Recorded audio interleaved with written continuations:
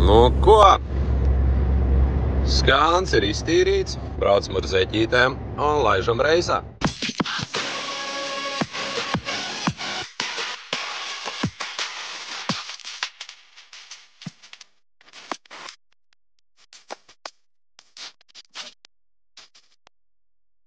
Paga. Man liekas, ka migliņš nedeg. Jep. Ok, izliksimies, ka jūs šito neredzat.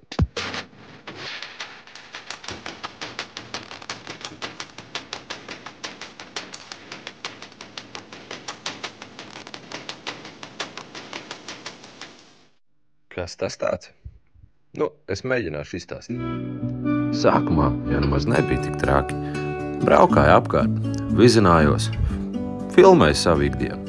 Un piedzīvojumi jau arī netrūka. Izskatās, ka šis gads ka šogad man nebūs ne tikai janvāris, bet es laikam arī februāris svītrošu ārā. Nu viss jau, es te izmocījos, nevar tās ķepas ārā dabūt un iebūt. Bet, nu, var jau mēģināt arī krauties bez ķepām, noteikti. Kā stāv pa skaļti ir pa vidu? Es, man liekas, tulīt prātā sajušu. Tulīt uzsprākšu, man liekas. Nu, pacen arviem uz. Vai otra, ko internets tikko pazud. Un tad sākās loģistikas brīnumi. Tad es tālāk braucot ārā no meža, pabraucu vēl 2 čūpām garām, kur ir tieši tas pats sortiments. Un tagad sarbraucu pēdējā vietā pakaļ, kur man vēl ir kaut kā 10 kubi.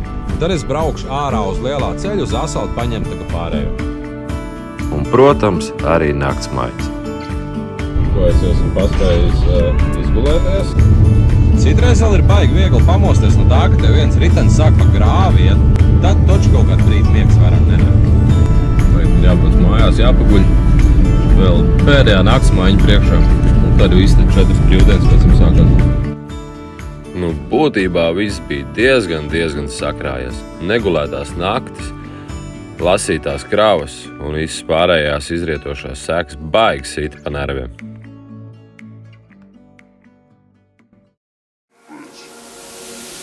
Es to daru prieka pēc, bet vai tad tiešām domas dziļas sirdī liek pašķelties liesmām? Kur ir mana vieta, kur ir piepildīta dienas stāsta beigās viski slāpē nemieru manī? Es to daru prieka pēc, bet vai tad tiešām domas dziļas sirdī liek pašķelties liesmām? Kur ir mana vieta, kur ir piepildīta dienas stāsta beigās viski slāpē nemieru manī? Uz augšu kāpjot trepu soļus neskaitu, mans pulkstenis sāk jau stāt, bet turu savu gaidu. Mans rīts bieži sāks, kad tas citiem beidzas. Ak, tu redz, kā man ķipa veids. Manas izvēles aizved mani uz 8-7, bet sirdī brīžiem trūks te -2-7. Tur, kur treku idejas dzima simtiem, atsaldētais reitina pacens manī mūžam dzīvos cauri laikiem. Es nāku no vietas, kur ar buldozeru supri neizraks. Es eju uz vietu, no kuras daudz nekad neatnāks. Esmu vietā, kurā lietojams. Nu, kaut kā tā. Daudz no jums, kas sako maniem TikTok piedzīvojumiem, jau ir informēti, kad, nomainījies darbvietu. Kāpēc nomainīju? Nu, tīri vienkārši man viss tas stulbums un tas murks pieriebās. Jo, kā es citos video teicu, kad, visas tās kravu lasīšanas un tās naktsmaiņas, un tu nezini, kā tu pēc nakts mājās aizbrauks.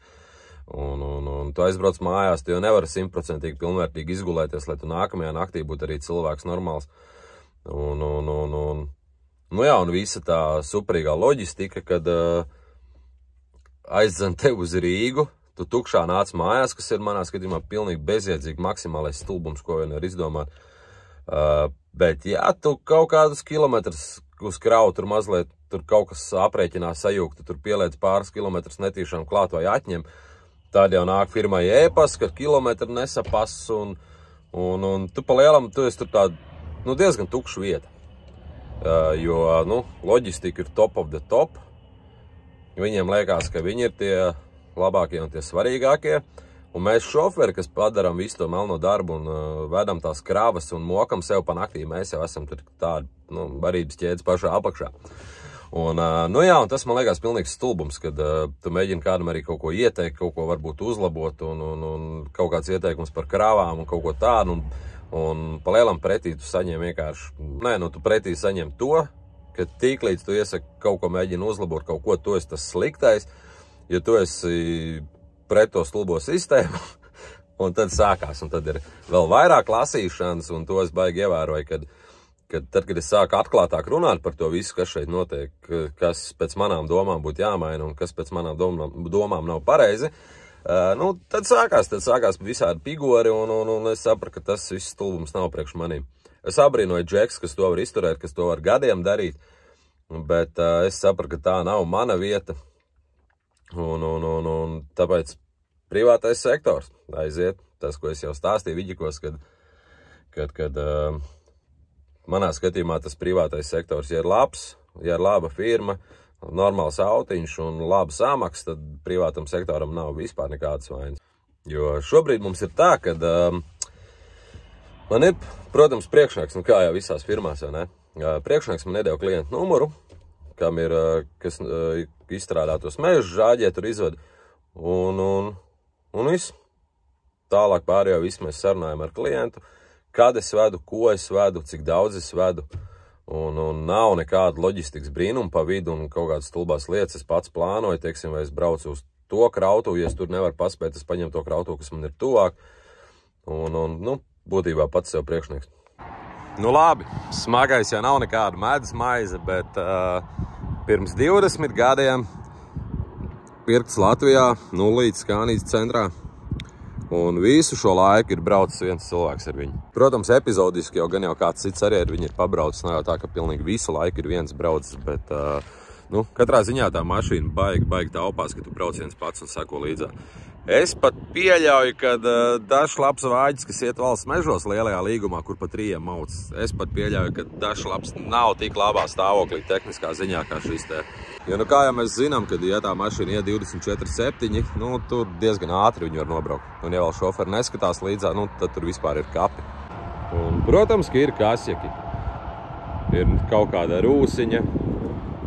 Šo te priekšā vēlētos laikam amputēt. Bet, tomēr ir jārēķinās, ka tai mašīnai tulītās būs 20 gadi. Un nav jau nulīti. Kas man patīk. Esmu iekārtojis salonu, tā, lai var smuki braukt zeķītēs. Lai visu dienas garumā tev nav jābrauc ar sasvīdušām kājām. Tā pa lielam salons ir diezgan kārtīgs. Visas pogas strādā, apgaismojums skanam iet, kas ir diezgan brīnums par šitiem 20 gadiem. Salona apgaismojums. Un ir kaut kāds galdiņš un ir šādas tādas lietas, ko es vēl gribu viņam uztaisīt. Viena no tām lietām, protams, ir aizmugurējs palkā Timbertrek uzraksts. Un subwoofers, protams, ir jāievelk, jo bez tā jau, protams, ka nevar strādāt. Bet tā visādi citādi, vizuāli varbūt viņš ir mazliet laika zobā iegrauzies, bet tehniski mašīnai viss ir kārtībā, fiskars strādā, ātrums slēdzās uz priekšu iet, apsildi ir, viņiem pat kondiški darbojās, skrujas darbojās. Un ja man ir, teiksim, jāizvēlās braukt ar kaut kādu pilnīgi nulīti, atkal čakarēties ar valsts mežu, visu loģistiku un tiem visiem sūdiem un piecies to, ka alga kavējās, tad es labāk braucu ar vecu mašīnu, kur ir normāla samaksa un kur viss ir kārtībā. Aiziet! Kļāvi ieradies! Atved Bembim diskus, mēģināsim spalkā kaut kur iekraut. Jā, viņš šo mums nopirka Bembi, un tagad man vajag diskus atpakaļ un riepas. Mēģinās iebāzt kaut kā tie spalkā, lai var aizvest mājā.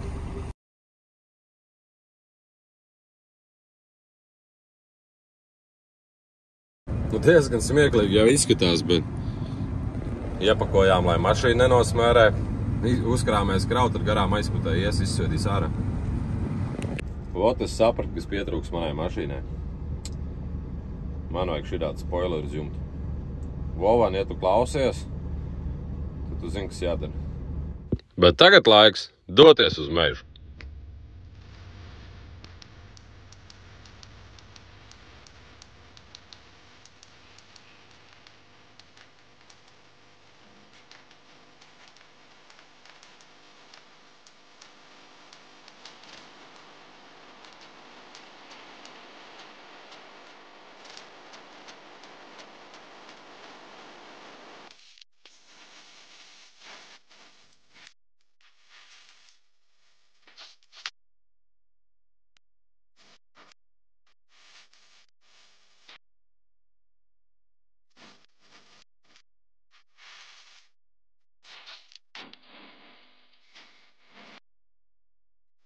Nu, es te pirmajā dienā mazliet bardaku atstāju.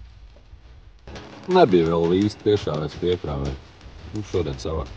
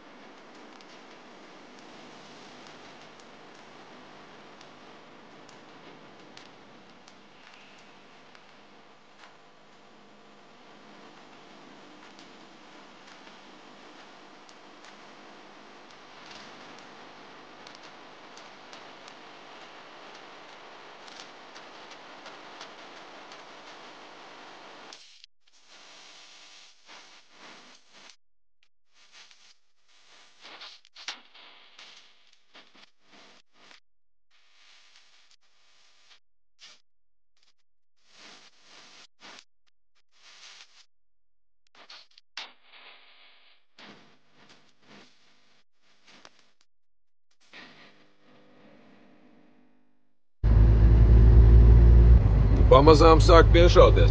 Uzkrāvies esmu, jāiet uz Liepāju. Pirmās pāris kravas bija tādas, kad likās, ka rokas pilnīgi tīzlis, kad neklaus un nevar savākt to fiskuru. Bet nu ir arī neliela starpības. Tomēr sākumā Unicentrā man bija Epsilons ar būdiņu un joystikiem. Tagad ir kabriolets ar parastajiem hidrauliskiem kloķiem un kustības, protams, visas tās pašas, bet ir bišķi jāpiešaujās pie jūtīguma un viss, bet nu jau sāk tā krāva arī pēc kaut kā izskatīties.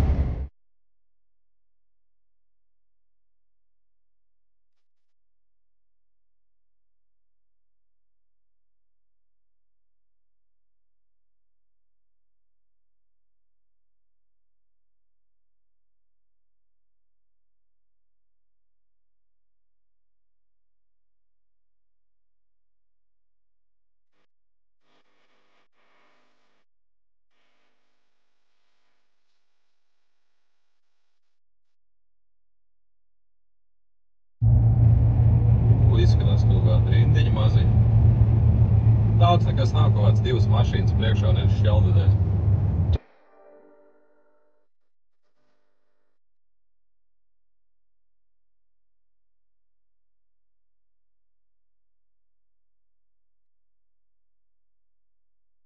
Tā labi, samērījās jāiet krauties ārā. Baigi labā lieta notikās. Pirmajā dienā pakās lomika, ko kraušu tropē. Jā, lietas līst. Un mērnieks bija atrads ostā un baigais paldies, atdeva man atpakaļ. Un jā, jāiet krauties, telefonu līdzā neņemšu, jo viena jau pakās, otra negrib izšķēdīt. Nu labi, paņēmu telefonu līdzā, parādīšu, kā tā ar ķepām viss noteikās. Ja šido gloģi izliekam ķepas. Te lejā. Un tā ir uztaisīts krāns, tāds nezinu, kāpēc. Man gan teica Vovčiks, bet es neatceros.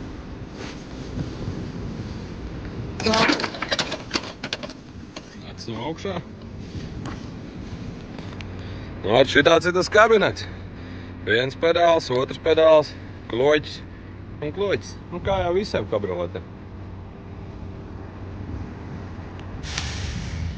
Šitais moments man patīk. Man tagad ir mazliet jāparēķina, kuru kravu, uz kurienu un cikos es vedu, lai es maksimāli varētu šodien kaut ko padarīt. Un te ir tas foršais moments, ka te nav nekāds. Šito kraviņu obligāti vajadzētu aizvest. Nē, ja es nevaru, tad es to kraviņu neaizvedu. Un es braucu nākamajai kravai pakaļ.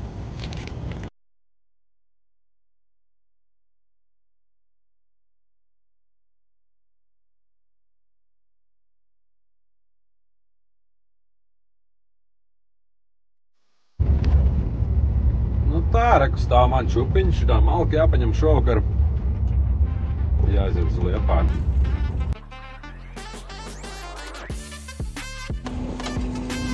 Nu tā, šitā te malciņa jāsakrāmē, jāaiziet uz Liepāju. Un tad jau visticamāk arī vakars būs klāt. Forši kabrioletā sēdē. Tagad vēl nekāda vaina, kamēr labs laiciņš ārā. Kad ziema sāksies vai lietas būs, tā būs pēni. Nu, gan ir pa smuko. Tikko uzkrāmējos. Un skaists debesis, ko redzēt tajā brīdī, kad tu sēri kabrioletā. Nu, nekāda baigā pasaka jau nav, bet malka ir malka. Tad stojkām ir ārā krīt, nekrīt. Galvenais ir nemīst. Nu, labrīt. Nākamais rīts ir sācies. Vakar Liepājā izkrāvos. Jābrauc uz sauli projām. Baigo lietu paspēju šorīt izdarīt. Norāvu priekšā tās gumijas not. Man liekas, ka mašīnai pavisam cits skats ir, ka viņas vairāk nav.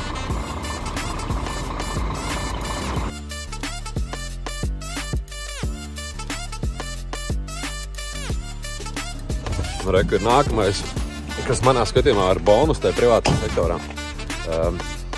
Kā, ja jūs visi zinat, es to telefonu pazaudēju minerālajā. Un nu, man nav smart ID, man vajag un to visai uztaisīt. Un, teiksim, ja tu valsts mežos brauc, tad, kad tev ir brīvs, tad tu brauc. Bet tā kā man obligāti 48 ir jāpāraksta, ko es tev tik tā kā reklamēju, ka mēs viņu pārdevām. Nu, es viņu pārdevu un tagad viņu vajadzētu pārrakstīt, bet es nevaru. Nu, neko, ar Džeku, kuram es vēdu šitos kokus, sārnājām, ka šido kravis aizved līdz galam un turpin rīt, un tad man laiks uz banku aizbraukt. Nu, protams, tas arī nauda atspēlējās, vai ne, bet tas nav tāda, ka citur, ka tev, ja tu brauc, tad tur nav tāda varianta, kad paņemam tagad ar pusdienu brīvu. Man šitā krava baigi patīk. Reku ir apse, virsū apsei, otrais stojkai nedaudz ir bērs. Šeit aizmugurē ir alksnis, kam virsū ir skujkoks. Jo tā kā krautū tur gāja uz beigām, tad nu, tie atlikumi visi ir jāsavāc. Nu, dabūs bišķi pačukarēties, jo katrs jau ostā savā vietā jākrāmē ārā un mērnieks var bišķi pačukarēsies ar mērīšanu. Bet, nu jā, tagad man krautē palika tikai malka, kas ir jaukā malka, parastā malka, kur ir sprunguļi gan rēsni, gan tur šitādi pirksta restumā un tā kaut kā. Tagad jāpagaida sieviņa atvedīs pusdienu. Un ko es izdomāju vēl? Šeit reku iekšā redzēt ir mazie gabarītiņi, normālās spulces, ne? Un viņas viss ir dzeltens, kā jau video sākumā var redzēt. Tāpatās arī kā pamatlukturi.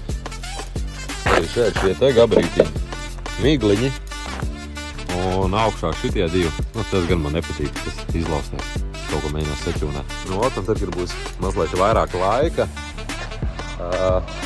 jāsamaina tās spuldzītes visās malās. Un es zinu vislabāko vietu, kur to var izdarīt. Jāizbrauc pie Kaspara grobiņā.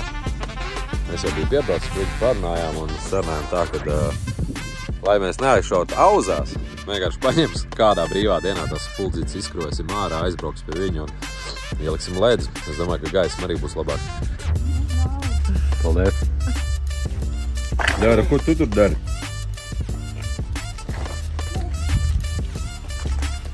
Vajagā manta.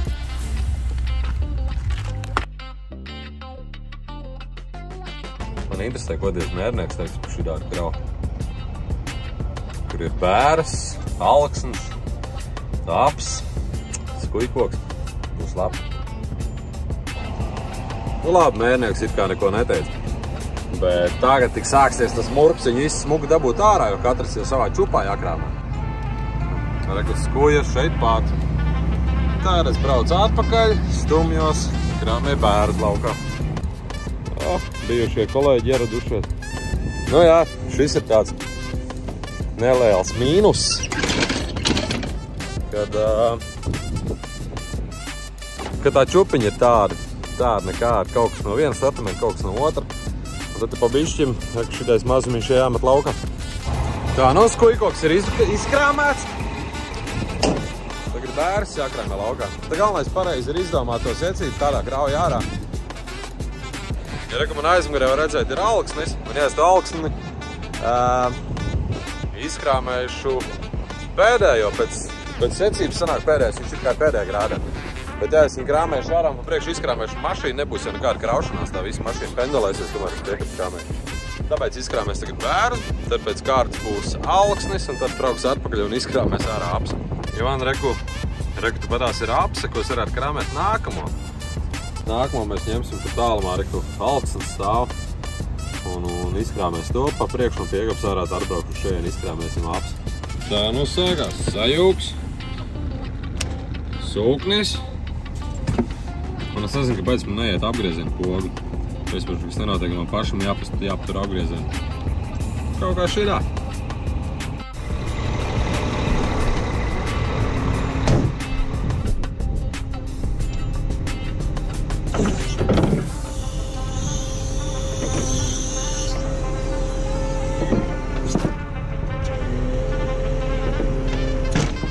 Jāatcerās obligāti šito pagriezt ciet.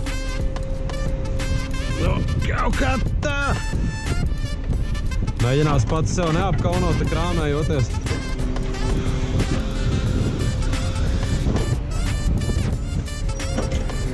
Vēl tās darbības ir diezgan trullas. Bet nu sāk jau vismaz pēc kaut kā izskatīties.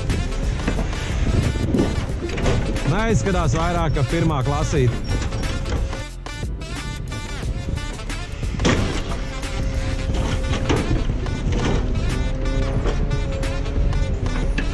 Tā, alksnes izkrāmēts. Jārabot tagad apas laukā no mašīna.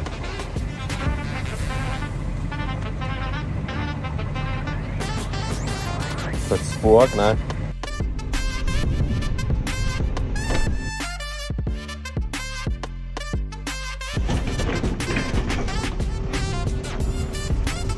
Kas tas pa sūdu?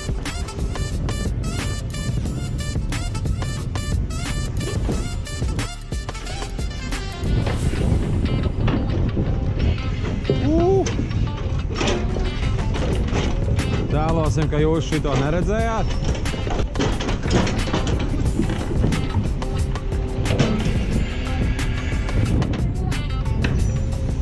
Tēlu neesmu piešāvēs. Man tas statīvs, kur lika kaus, bija bišķi savādāk. O, kārtībā. Ej. Pas, ievalkam ķerpas. Nu, viss.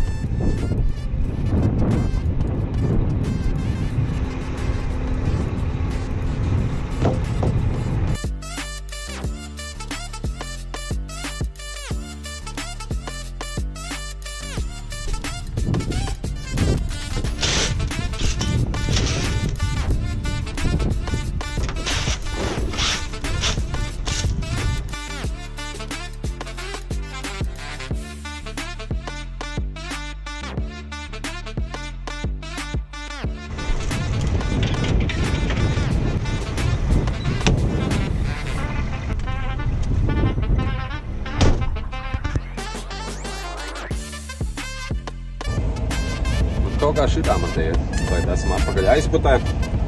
Jāpārģerbjās. Jālaiž šmatītē taisīt kuldīgā. Varēja jau noteikti arī Liepājā uztaisīt, bet nu, ar smago droši vien, ja es tur piebraucu Stajankā, viņi noteikti nesaprast to.